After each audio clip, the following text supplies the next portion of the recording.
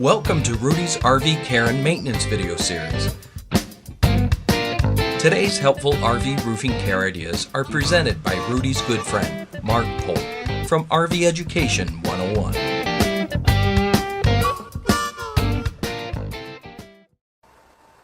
Hi, I'm Mark Polk with RV Education 101.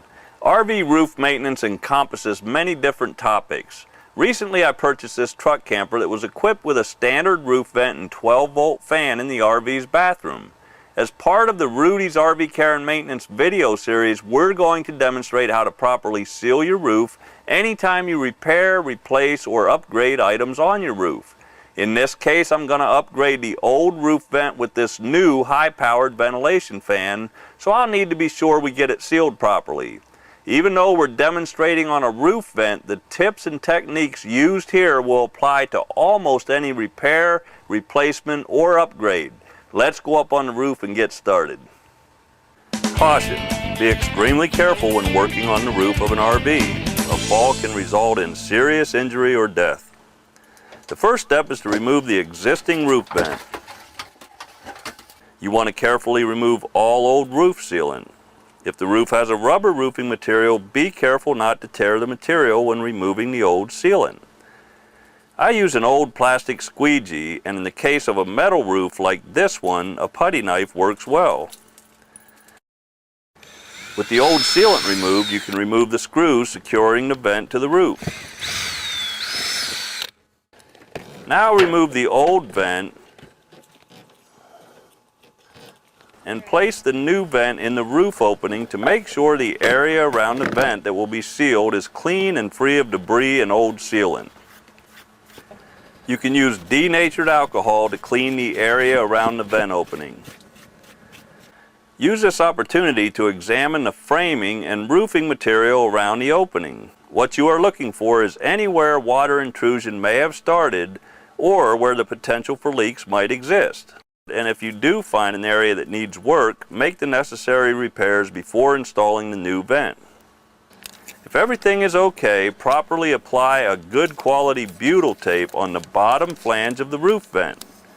Make sure the butyl tape covers the screw holes to get a good seal when you install the new vent. With the wiring out of the way and the new vent installed so the fan lid opening faces the rear of the RV, we can secure the vent flange to the roof. Secure the vent using screws and tighten until you see some butyl tape start to squeeze out around the edges, but do not over tighten. Remove any excess butyl tape from around the vent flange. It's extremely important that you use the proper sealant on the top and around the edges of the vent flange. To do this, I am using Dicor's EPDM Lap Sealant. Cover each of the screw heads with the sealant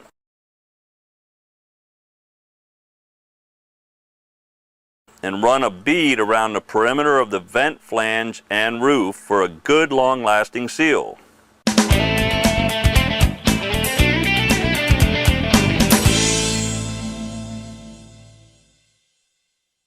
For our installation, we need a 12-volt DC power source for the ventilation fan.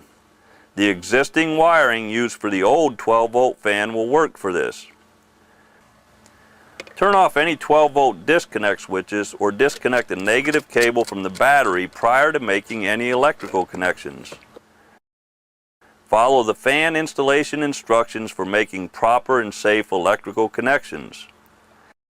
At this point, you can turn the 12-volt power on or reconnect the battery and test the fan's operation.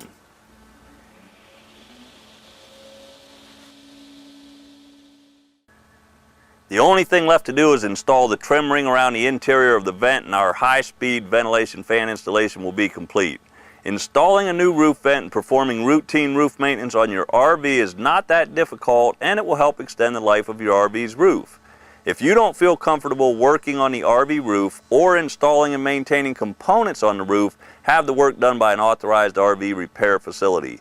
The important thing is that the maintenance gets done.